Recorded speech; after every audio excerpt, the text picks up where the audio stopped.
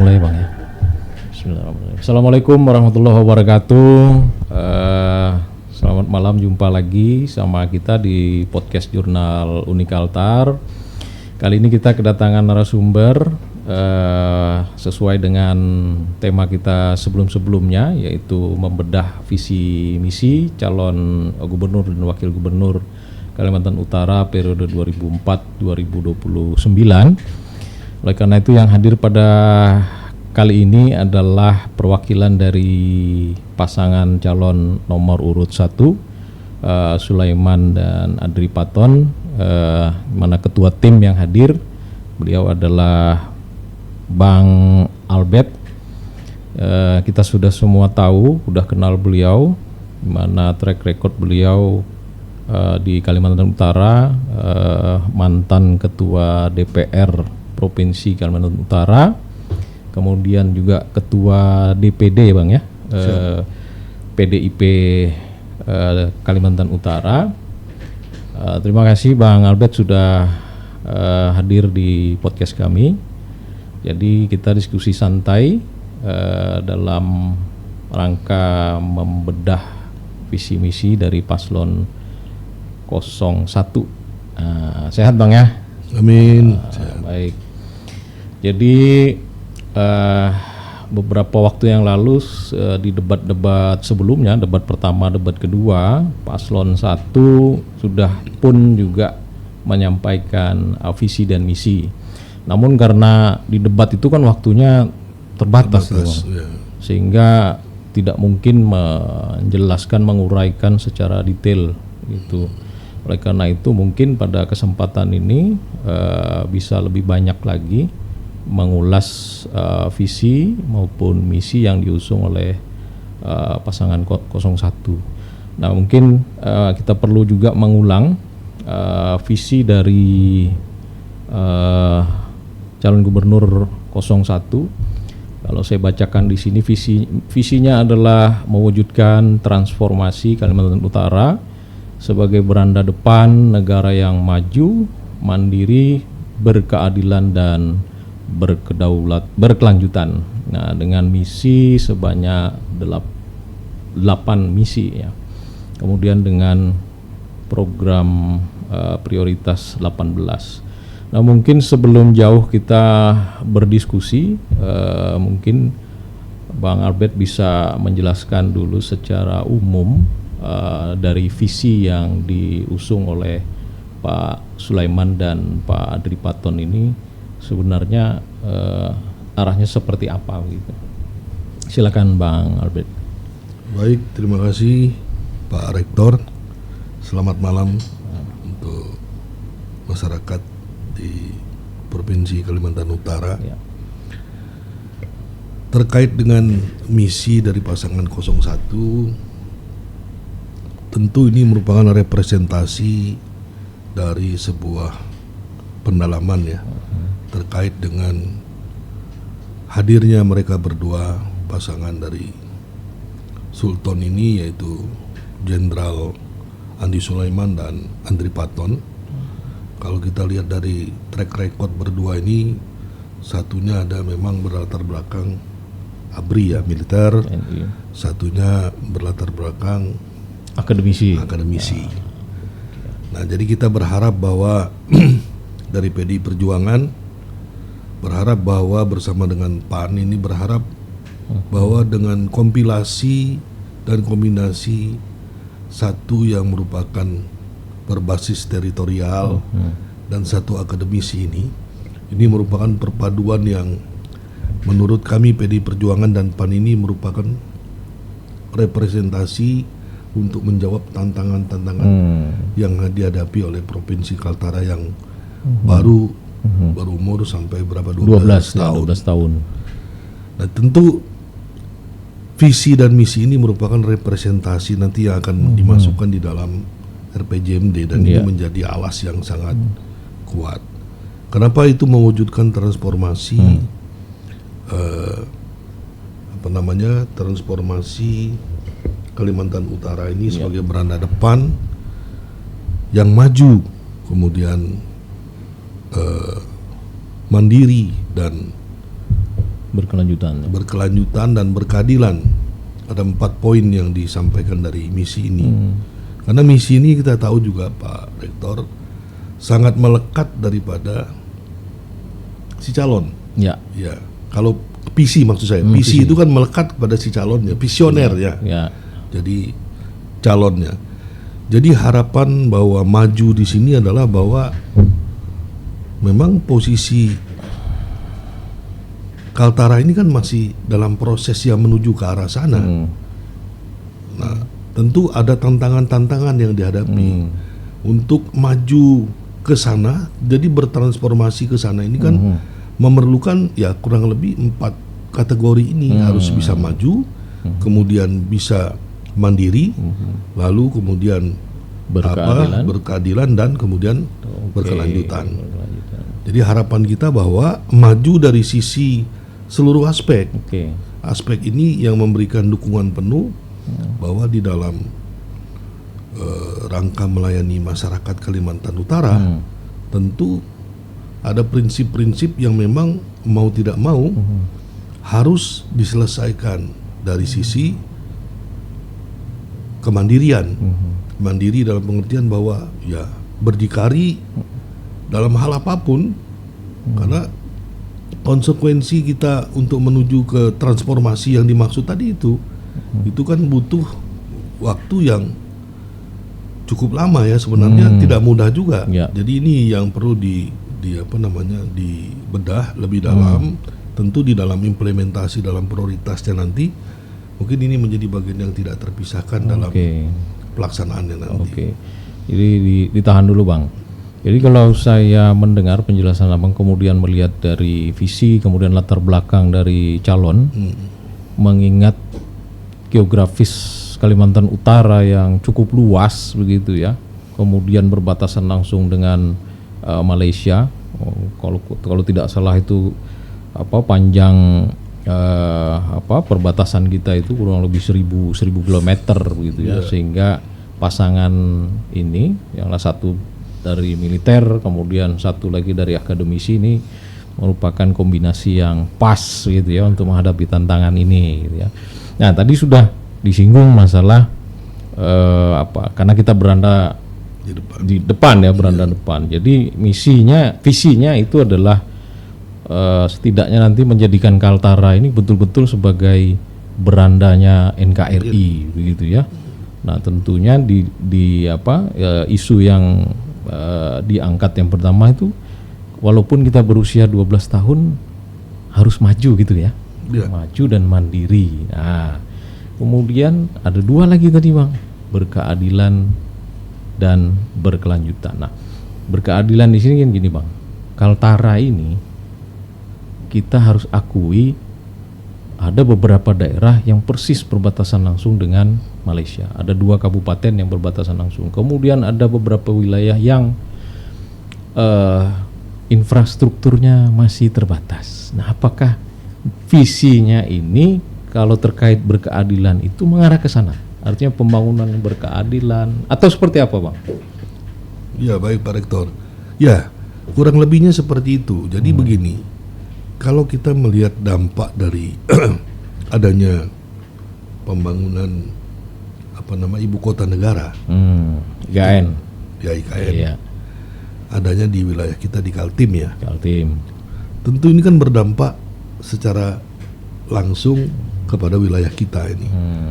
Sering kita disebutkan bahwa Bulungan atau Provinsi Kalimantan Utara sebagai status yang berdampak langsung selain Kaltim ya. Kaltim ya.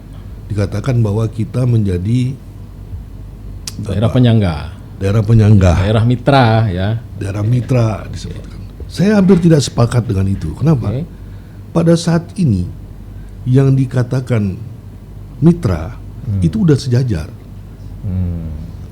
Kalau kita ini berdampak saja, tetapi kalau kita tadi merupakan representasi dari sebuah rangkaian perencanaan pembangunan dari pusat ke wilayah kita berpuluh-puluh tahun yang lalu, ya itu oke ya. Tapi ini kan baru tiba berapa tahun yang lalu 12 tahun ya. Kepresidenan Pak Jokowi ya, di masa kepemimpinan Pak Jokowi. Oke. Tentu ini sekarang mau tidak mau berdampak dengan kita. Ada konsekuensi yang harus kita lakukan sebenarnya. Kita belum bisa dikatakan sebagai penyangga.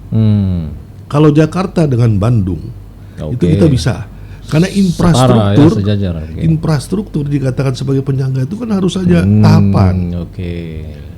Nah, hal-hal beginilah yang menurut saya mau tidak mau kita juga harus menyampaikan ini kepada pusat.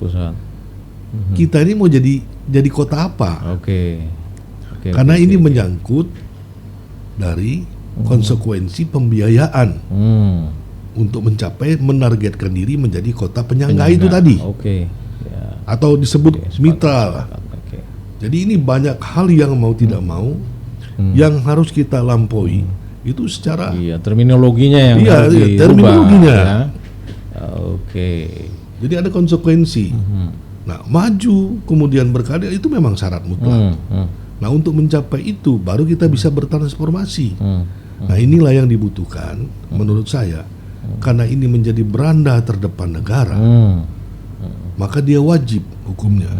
Sebagai hukum wajib, ya bagaimana caranya pemerintahan Sultan ini, kami berharap rakyat dan PDI Perjuangan bersama PAN itu berharap bahwa ada terobosan-terobosan ke pusat langsung. Ini kita mau diapakan nih? Kalau kita berharap hanya APBD yang ada, mohon maaf, kita agak terlambat. Kita anggaran sekitar 3,1 saja ya? 3,1, 3,4, sekitar itulah, 3,6 itu sudah. Oke. Hari ini Berau sudah 5 lebih ya? 7 triliun ya? Biasa, 2 kali lipat lebih dari Kaltara ya. Nah, ini tantangan juga kan? Tantangan gitu buat kita. Nah, ini menarik ini, artinya tadi tentu kita sebagai provinsi yang berada di paling ujung utara lah ya, di perbatasan Malaysia ini, kemudian tantangan kita sebagai daerah yang juga tidak jauh dengan ibu kota Nusantara. Nah, tentunya tadi kalau menurut Bang Albert, kalau dikatakan penyangga dan daerah mitra tentu hal yang kurang pas begitu, karena ini efek atau dampak dari konsep pembangunan yang dulu-dulu, mungkin seperti itu ya. Oleh karena itu mengejar ya katakanlah agar nanti ke depan bisa sesuai dengan terminologi, maka dibutuhkan beberapa aspek ini tadi ya, maju, mandiri, barangkali dan berkelanjutan sehingga bisa bertransformasi menjadi daerah yang siap menjadi penyangga IKN, kan begitu ya? Itu. Nah, oke, mudah-mudahan Sobat Unikaltar dan masyarakat Kalimantan Utara itu sudah bisa menangkap filosofi dari visi pasangan 01. Nah, kemudian sekarang kita juga perlu sedikit membedah lagi nih lebih dalam, karena visi itu kan diterjemahkannya ke misi gitu ya. Nah, ada 8 misi yang diusung oleh pasangan 01. Nah, yang pertama itu adalah sebentar. Bang, sambil minum, kalau misalnya ini bisa sambil santai ini. Nah, yang pertama menjamin pemenuhan pelayanan dasar pendidikan dan kesehatan melalui transformasi sosial untuk seluruh masyarakat Kalimantan Utara. Nah, tadi kita masih secara umum begitu ya, meskipun upaya transformasi secara umum juga sudah disinggung tadi. Nah, dengan fenomena yang ada dari misi terkait dengan pelayanan dasar pendidikan dan kesehatan, menurut Bang Albert, dari misi ini apakah memang kondisi kita ini masih dari sisi pelayanan dasar pendidikan dan kesehatan ini masih perlu pembenahan atau seperti apa sehingga ini jadi bagian dari misi yang diusung 01? Iya, itu prinsip ya kalau menurut paslon 01 itu, bahwa pendidikan kesehatan ini adalah salah satu hak dasar sebenarnya yang harus diberikan kepada masyarakat terkait dengan pelayanan dari pemerintah. Karena kalau dari dua sisi ini saja, bahwa dari pendidikan dan kesehatan, contoh konkret, satu keluarga itu mungkin kita anggap miskin, tetapi kalau anaknya itu kemudian mendapatkan beasiswa melalui program dari pemerintah pusat, pemerintah provinsi, pemerintah kabupaten kota, yang akan menjamin keberlangsungan dia untuk melanjutkan pendidikan, lalu dari sisi kesehatan juga dijamin, saya meyakini bahwa semiskin-miskinnya masyarakat ini masih mampu melakukan aktivitas aktivitas yang menyangkut kebutuhan dasar tadi. Ekonominya masih pas-pasan, tetapi pendidikannya dan kesehatannya sudah dijamin oleh pemerintah. Nah, ini harapan kita bahwa dari pasangan 01 ini berharap bahwa reformasi dan juga pemberian beasiswa itu sudah harus digalakkan. Tentu transformasi sosial yang dimaksud adalah memang kita harus mampu juga melihat, mengidentifikasi kelompok-kelompok masyarakat, mengklaster berdasarkan data-data yang kita dapat dari Bapeda, dari teman-teman di lapangan yang terkait. Itu kan tentu data-data itu kemudian harusnya kita klaster, sehingga dalam sisi pelayanan nanti tentu ini supaya tidak bias, bahwa ini wajib, ya, menurut paslon 01 wajib dibiayai oleh pemerintah. Pelayanan pendidikan, pelayanan dasar, pendidikan dan kesehatan. Ada kata-kata bijak, Bang. Mungkin Abang sudah sering juga mendengar. Tadi menyinggung kemiskinan, gitu ya. Bahwa kemiskinan itu untuk memutus atau memotong rantai kemiskinan itu salah satu caranya adalah melalui pendidikan. Nah, jadi arahnya tadi melalui pendidikan, ya, bagaimana mengentaskan kemiskinan. Cuman kan begini, Bang, di Kalimantan Utara seperti yang kita singgung sebelumnya, dengan kondisi geografis kita, ya, perbatasan, kemudian pedalaman dengan keterbatasan sarana transportasi yang belum semua bisa terakses. Nah, kalau bicara dunia pendidikan, mungkin saja, karena saya tidak punya data, ya, mungkin saja ada beberapa daerah yang mungkin sarana prasarana pendidikannya masih terbatas. Nah, ini bagaimana nih arah ke depan kalau pasangan 01 ini terpilih gitu, kalau untuk menjawab tantangan di dunia pendidikan? Ya, pasangan 01 itu kan sudah memberi penegasan, ya, di dalam visi bahwa 20% untuk dana pendidikan itu harusnya diimplementasikan. Sebenarnya ini bukan barang baru sih. Artinya dari peraturan di atasnya itu juga sudah menyebutkan, undang-undang sudah menyebutkan seperti itu. Nah, kita berharap bahwa apa yang telah dicoba diangkat oleh paslon 01 terkait dengan anggaran 20% ini tentu harus dimaksimalkan sebesar-besarnya untuk kepentingan pendidikan dari hulu sampai hilirnya. Ya, kita fakta real kita lihat di lapangan bahwa memang di daerah-daerah kita itu mulai dari sisi infrastruktur itu masih jauh kekurangan. Mulai dari kadang-kadang sekolah itu tidak sesuai tipe, ada nanti kekurangan kelasnya, lalu kemudian ada sekolahnya tetapi gurunya rumah guru-gurunya tidak ada. Kan ini kan menjadi tantangan. Betul. Selalu ini menjadi sebuah kegelisahan kami waktu saya juga merasa sebagai masyarakat dan di DPR dulu. Ini kan menjadi tantangan. gimana sih sebenarnya teman-teman di di dinas punya enggak? Kadang-kadang saya ngobrol dengan mitra itu kan seperti itu, punya enggak database yang mengatakan bahwa berapa sih kepentingan database kita bahwa di Kabupaten Bulungan khususnya di kecamatan ini yang membutuhkan sarana sekolah dasar itu berapa sih? Yang membutuhkan sekolah menengah tingkat atas S1, sekolah menengah pertama itu berapa? Lalu kemudian yang sekolah lain menengah ke atas itu berapa? Itu kan sebenarnya ada database-nya. Nah, disinilah mungkin tentu ya kita mencoba untuk mengidentifikasi itu dulu, lalu kemudian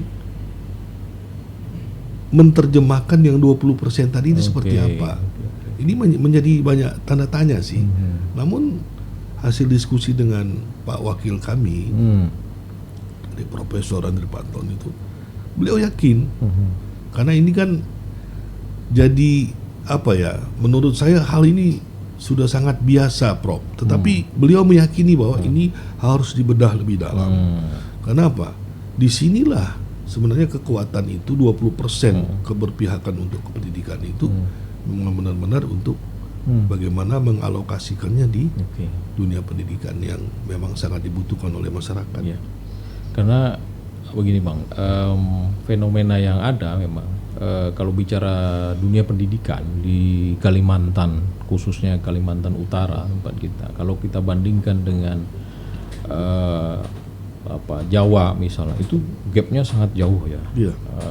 Kita bicara infrastruktur, bicara tenaga pendidikan, gurunya, kualitasnya, kuantitasnya, ini menjadi tantangan tersendiri gitu. Nah, tadi dengan 20% berarti harapannya itu bisa menjawab semua tantangan yang kita bahas tadi begitu ya. Nah, kalau bicara pelayanan dasar tidak hanya pendidikan gitu kan, Bang. Satu lagi ada kesehatan. Ini sama pentingnya, sama mumetnya juga kan masalah pendidikan dan kesehatan. Permasalahannya juga sama kalau saya coba menganalisis itu, keterbatasan infrastruktur kesehatan, keterbatasan tenaga medis begitu kan, itu menjadi tantangan kita. Nah, peralatan. Kira-kira strategi 01 di misi pelayanan dasar khususnya bidang kesehatan untuk mengatasi persoalan-persoalan kita di daerah kita ini seperti apa, Bang?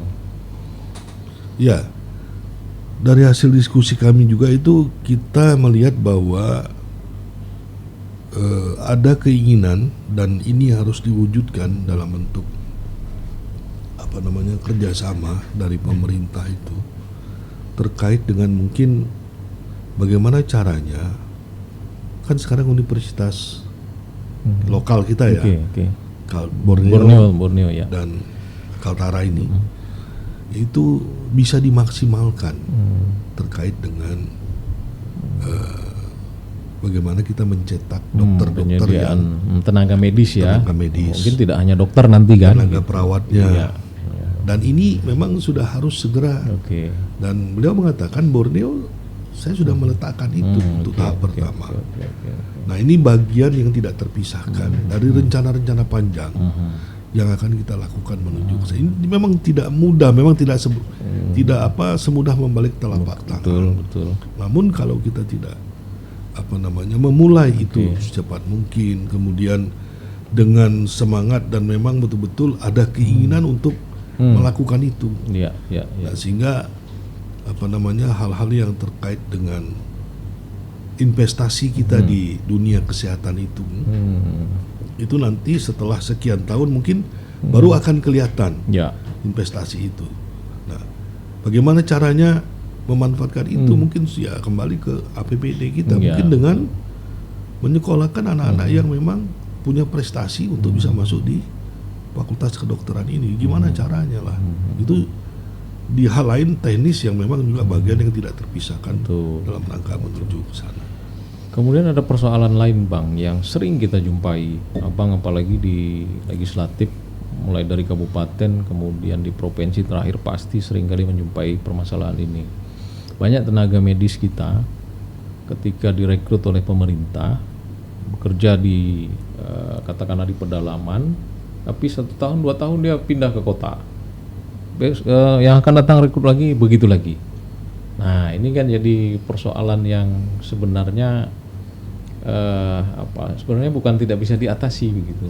Tinggal bagaimana pemerintah mensiasati itu dengan cara-cara yang seharusnya merekrut misalnya anak-anak lokal begitu kan, anak-anak daerah setempat disekolahkan kemudian dikembalikan, mungkin seperti itu Bang ya?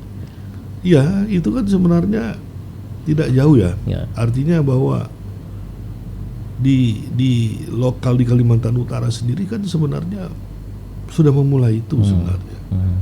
Contoh hal-hal yang terkait dengan ikatan kerja itu kan sudah ada kontraknya. Sudah ada kontrak. Kembali kepada Pak Rektor ngomong tadi bahwa memang sebenarnya kan tinggal bagaimana nih decision makernya menggunakan fasilitas-fasilitas yang memang kebetulan mungkin ada kontrak kerja yang mau tidak mau beberapa puluh tahun yang lalu atau ada kebutuhan kita akan dokter-dokter tertentu yang memang tidak ada di sini. Tetapi maupun tenaga medis yang lain tenaga medis ya, semuanya lah yang terkait dengan infrastruktur kesehatan itu. Nah ini kan perlu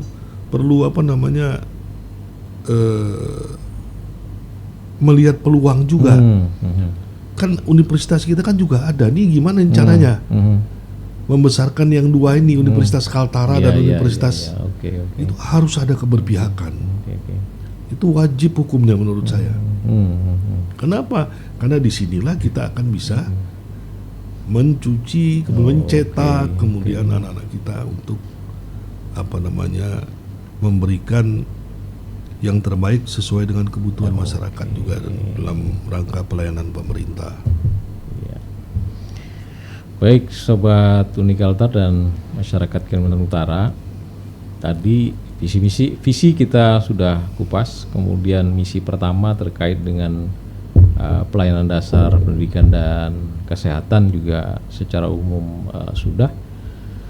Nah kemudian Kaltara ini kita tahu potensi sumber daya alamnya luar biasa kan Bang ya, baik itu yang mineral, kemudian pertambangan, kemudian perkebunan, kehutanan dan lain sebagainya. Nah di misi yang kedua ini adalah mendorong hilirisasi industrialisasi komoditas sumber daya alam dalam rangka memacu pertumbuhan ekonomi berbasis iptek melalui transformasi ekonomi yang berkelanjutan dan merata di seluruh wilayah Kalimantan Utara. Nah, mohon penjelasannya lebih dalam terkait misi yang kedua ini Bang. Ya, terkait dengan misi yang kedua dari paslon 01 ini, di mana dikatakan bahwa hilirisasi industrialisasi ya. Karena hilirisasi itu kan berarti produk yang memang dari bahan baku sampai menjadi sebuah produk jadi ya dari atau setengah jadi lah paling setengah jadi, barang jadi. Nah diharapkan dari industri-industri yang komoditasnya itu ada di wilayah kita punya potensi dan yang akan menjadi potensi kita itu nanti berdasarkan kondisi wilayah masing-masing itu harus dikembangkan. Nah, gimana melihat potensi itu? Karena selama ini mungkin kita rasakan contoh yang sudah ada, anggaplah di kelautan ya, kita punya potensi yang sudah ada di perikanan ya, kelautan, contohnya ada kepiting, ada udang, rumput laut dan sebagainya. Ini barang yang memang hilirisasinya itu kan sudah punya potensi dan sudah muncul ke permukaan. Nah kan muncul permasalahan-permasalahan yang dihadapi. Ini kan kita tidak bisa menyalahkan siapa-siapa dalam hal ini. Yang jelas pemerintah harus hadir untuk kemudian segera mencarikan solusi yang terbaik dari hulu sampai hilirnya bersama-sama dengan masyarakat. Ini contoh potensi yang ada itu di bidang kelautan. Mungkin di bidang tambang tadi ada yang tambang-tambang mungkin yang sudah punya potensi. Tentu juga harus melihat dari lingkungannya. Ya, berkelanjutan. Nah, ini juga kan tidak serta-merta. Jangan-jangan sampai nanti akhirnya kita ada hal-hal yang dari alam ini efek dari eksploitasi yang terlalu sumber daya alam gitu ya, yang terlalu berlebihan itu akhirnya berdampak dari sisi lingkungan. Makanya visinya tadi ada berkelanjutan tadi ya. Nah, sehingga harapan kita dengan hilirisasi industrialisasi tadi dengan potensi yang ada ya, jadi kita harapkan nanti juga industri-industri lain, misalnya contoh hari ini kita tidak punya ikon dari sisi kuliner. Kaltara ini kan akhirnya mungkin ada di tertentu ya. Kalau di orang tahu ketarakan itu tahunya orang kepiting soka. Ya. Kita ada 5 kabupaten kota nih. Ini kan harusnya sudah punya ikon trademark untuk sampai ke level nasional lah ya kulinernya seperti apa. Nah, ini juga hal-hal yang memang perlu segera dicarikan. Sebenarnya ada potensi-potensi itu ya. Apalagi di bidang pertanian dan sebagainya itu kan juga harus kita gali. Artinya di misi kedua ini penekanannya adalah hilirisasi dari sumber daya alam ya. Kalau kita mengingat dari pemerintahan yang lalu Pak Jokowi itu kan memang target dari beliau itu kan harus ada hilirisasi dari produk atau sumber daya alam kita sehingga nilai tambah yang kita peroleh itu jauh lebih besar daripada kita menjual dalam bentuk mentah. Mungkin konsepnya seperti itu. Konsepnya seperti itu, ya sama. Nah ini Bang yang kalau menurut saya dua kali debat kemarin itu menjadi satu tema yang cukup alot kalau menurut saya, yang ketiga ini yaitu berbicara tentang reformasi birokrasi. Nah, tentu di misi ketiga yakni menyelenggarakan reformasi birokrasi dan penyelenggaraan pemerintah yang profesional, efektif, efisien dan berorientasi dalam pelayanan melalui transformasi tata kelola. Nah, ini seperti apa nih gambaran yang ingin dilakukan oleh 01 dalam rangka tadi mencapai visinya melalui visi ketiga ini Bang. Reformasi birokrasi ini isu yang kalau tidak salah 2 kali debat nih cukup menjadi bahan yang alot gitu. Ya baik, dari misi yang ketiga ini penyelenggaraan pemerintahan, reformasi di bidang birokrasi dan penyelenggaraan pemerintahan, tentu kita balik mengoreksi dulu, menanyakan kepada kita semua syarat untuk melayani masyarakat itu adalah tanggung jawab pemerintah. Ya kan? Berarti untuk melayani masyarakat, pemerintahnya kan harus bersih, harus kompak, harus solid, harus profesional dalam mengelola pemerintahan ini sebaik mungkin. Karena pemerintahan yang baik tentu akan memberikan ruang kepada implementasinya di tingkat masyarakat yang mungkin dari sisi pelayanan praktis, tidak terlalu berbelit-belit, tidak ada yang efektif lah, efisien. Nah, sehingga baik program, sasaran, benefit dan itu dampaknya tuh dirasa oleh masyarakat. Langsung. Sehingga dengan tata kelola pemerintahan yang baik itu tidak mungkin bisa kita menuju ke ke melayani masyarakat tadi. Maka syarat mutlaknya itu adalah bahwa pemerintah ini harus direformasi. Reformasi yang seperti apa? Yang dikira-kira mungkin ada bidang-bidang yang memang menghambat. Ya tentu ini mungkin dicarilah penyebabnya seperti apa. Nah ini yang menurut Paslon 01 harus direformasi. Kalau misalnya bisa diselesaikan hari, kenapa harus besok seperti itu? Gitu ya, sebulan. Iya. Oke. Nah reformasi ini kan berkaitan juga dengan sistem informasi manajemen, teknologi, berkaitan erat lah. Nah ini yang coba kemudian dikombinasi menurut Pak Jenderal. Kalau sesuatu itu bisa kita selesaikan untuk masyarakat hari ini secepat mungkin, kenapa harus kita tunda-tunda?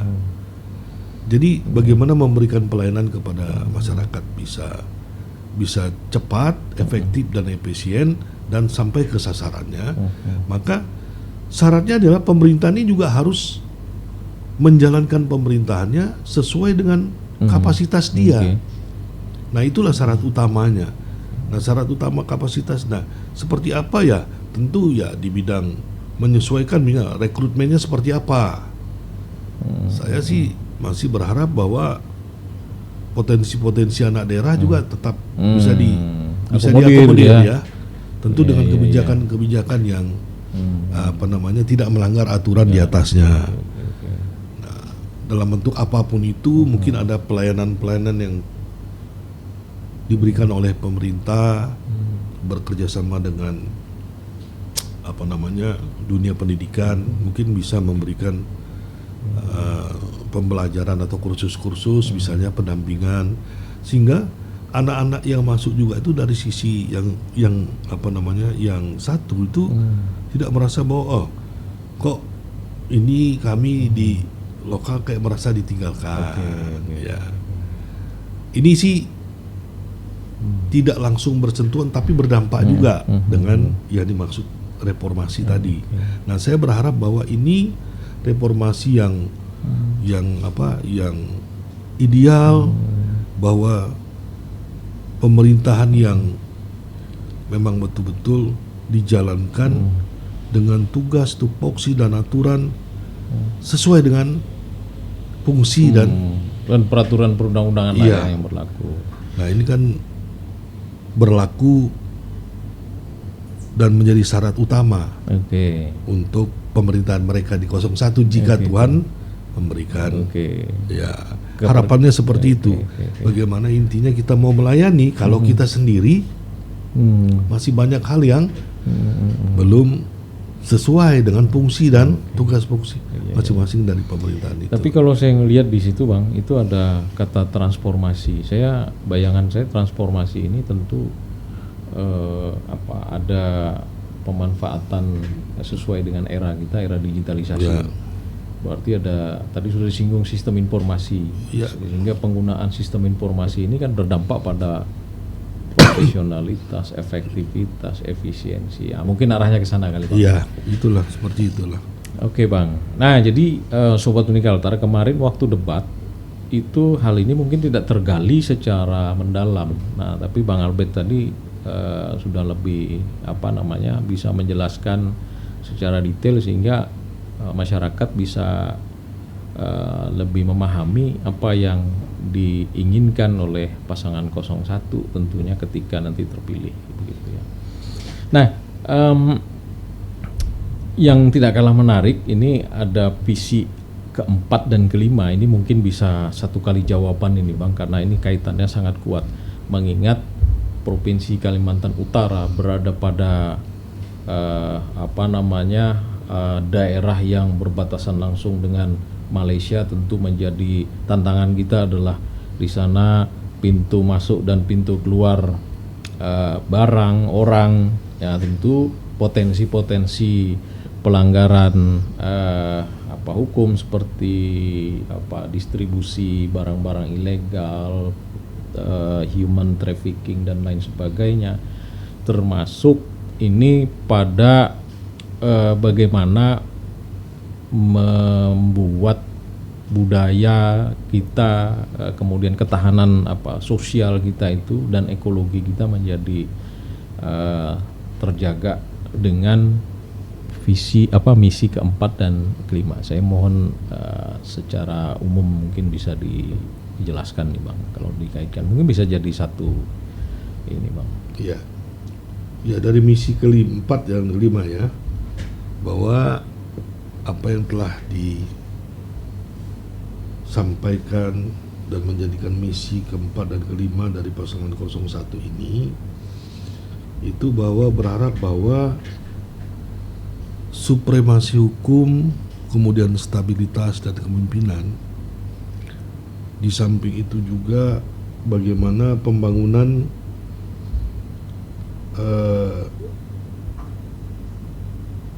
penerapannya dalam program untuk memperkuat ketahanan sosial, budaya dan ekologi. Ini sebenarnya berharap bahwa kondisi kepala daerah ya sebagai decision maker itu tadi harus benar-benar tegas, disiplin, berkomitmen ya. Jadi dalam hal-hal tertentu yang menyangkut tadi masalah-masalah yang sudah disebutkan, apalagi kita di wilayah perbatasan, diperlukan ketegasan ya, ketegasan dari seorang pemimpin. Nah, ketegasan kepemimpinan ini itu terlihat jelas di dalam komunikasi bersama dengan Forkompimda. Ada kejaksaan, ada pengadilan, ada kemudian kepolisian, ada di sini ada Polda, ada Dandrem. Ini merupakan kekuatan stabilitas di wilayah Provinsi Kalimantan Utara. Semuanya ini harus dikomunikasikan dengan baik. Jadi komunikasi yang baik itu kan memberikan ketegasan bahwa pemerintah ini solid, kuat di dalam menjaga wilayah Provinsi Kalimantan Utara ini, terutama dari permasalahan hukum tadi ya. Ya, masalah hukum ya, termasuk kasarnya penjualan narkoba, kemudian perdagangan manusia ya, itu. Ya. Ya, itu kan bagian-bagian yang memang di wilayah perbatasan kan menjadi yang sangat rentan ya, terjadi. Ya, pintu masuknya juga banyak ya. Dan Kepala BNN kan sudah menjelaskan itu bahwa kita itu ada, saya lupa secara data, tapi lebih dari ratusan jalan pintu masuk. Okay. Dan ini kan ketidakmampuan kita. Jadi kalau tidak ada soliditas dari pemerintah dalam hal ini menggandeng teman-teman Forkompimda, ini kan tidak mungkin mampu pemerintahan ini untuk berjalan sendiri. Tapi 01 ini kan kombinasinya tadi latar belakang satu militer gitu kan. Saya kira tidak ada masalah gitu ya harusnya. Ya, harapan kita di mereka nanti, mereka akan mensolidkan ini, itu maksudnya. Jadi itu modal lah latar belakang. Jadi latar belakang itu mereka akan berkombinasi, akan meningkatkan dari sisi itu. Karena apa? Karena jaminan stabilitas di suatu wilayah sangat juga ditentukan oleh komunikasi yang dibangun oleh kepala daerah bersama dengan forum Forkompimda tadi. Ya, itu harus dijalin dengan baik, komunikasi dengan baik. Kita masih punya waktu 5 menit ya. Oke, Bang, ini ada karena masih ada 2 misi yang belum kita kupas tuntas, mungkin bisa secara ringkas. Misi ke-7 dan misi ke-8. Ini misi ke-7 melindungi keanekaragaman hayati dan lingkungan hidup dan seterusnya. Kemudian yang ke-8 melaksanakan program pembangunan nilai dengan prinsip pembangunan berkelanjutan. Saya kira ini bisa dijawab dan jadi satu lah ini. Saya kira ini seperti apa secara umum pasangan 01 ini ingin mewujudkan sesuai dengan visi yang diangkat. Ya, terkait dengan keanekaragaman hayati dan sebagainya ya, yang berkaitan dengan pelestarian. Yang contoh bagaimana dari sisi potensi yang ada terkait dengan contoh lah saya di bidang Kesultanan Bulungan misalnya. Ini kan aset dari sisi budaya, Pak. Sejarah budaya itu juga perlu menjadi sebuah simbol bagaimana sejarah menceritakan tentang Kalimantan Utara ini bisa terjadi. Nah ini kan dalam rangka itu kan tentu harus dibuat sebuah aturan-aturan yang memberikan kekuatan supaya eksistensinya tetap bisa dijaga. Contoh dari sisi yang lebih mendalam lagi, bagaimana sih caranya kita melihat potensi sejarah? Contohnya adalah kapal apa tuh yang tenggelam di tengah-tengah Bulungan apa? Apa sih namanya? Ya, kapal Kesultanan lah itu. Iya, kapal Kesultanan itu. Itu kan menjadi sebuah mitos cerita yang sejarahnya tetap ada sampai hari ini. Di zamannya sempat Pak Bupati almarhum Pak Besing ya. Besing itu sempat mau coba diangkat.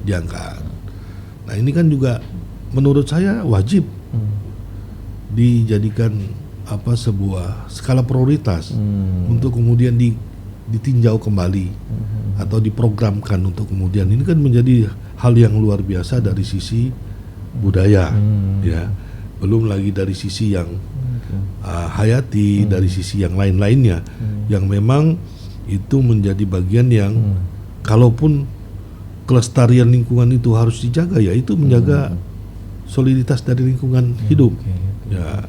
Contoh seperti ramainya dunia pertambangan, tentu ada batasan-batasan juga yang harus kita yang harus kita lihat, di mana pengembangan wilayah yang potensinya ada sumber daya alamnya, tentu pembangunannya, kemudian hal-hal yang terkait dengan kelestarian hayati itu kan patut dijaga itu. Dan prinsip berkelanjutan tadi Bang ya. Nah, karena itu menyangkut tentang pembangunan yang berkelanjutan atau sustainable development. Itu. Jadi itu harapan kita bisa menjadi sumber daya dari Provinsi Kalimantan Utara ke depannya. Baik Bang, Sobat Unikaltar dan masyarakat Kalimantan Utara, tadi kita sudah mendengar ulasan, kita juga sudah membedah tadi visi, kemudian misi ada 8. Saya kira dari visi yang ada itu ada 4 komponen tadi, saya kira terjawab di 8 misi ya, maju, mandiri, kemudian berkeadilan, dan terakhir berkelanjutan. Nah, saya kira cukup komplit. Nah, ini menjadi pertimbangan Sobat Unikaltar, kemudian masyarakat di Kalimantan Utara untuk lebih kenal, lebih paham dengan visi dan misi dari 01. Mungkin gitu Bang ya. Siap. Oke Bang, mungkin sebelum kita mengakhiri, kami kasih kesempatan Bang Albert sebagai ketua tim untuk menyampaikan closing statementnya terkait 01. Silakan Bang. Baik, kepada pendengar, teman-teman dari masyarakat Provinsi Kalimantan Utara, kami berharap dari pasangan 01 memilih kepala daerah ya, bukan kita kayak memilih ketua organisasi ataupun sejenisnya, tetapi memilih kepala daerah itu memberikan ruang kepada kita bahwa menentukan kehidupan sosial, politik, ekonomi kita 5 tahun yang akan datang. Saya berharap dan mengimbau kepada masyarakat bahwa benar-benar bisa mempelajari dengan sesama, melihat track recordnya, melihat latar belakangnya, melihat hasil kerja-kerjanya, lalu kemudian direnungkan di dalam hati. Karena apa? Karena ini akan sangat menentukan 5 tahun ke depannya, gimana Kaltara ini ke depannya.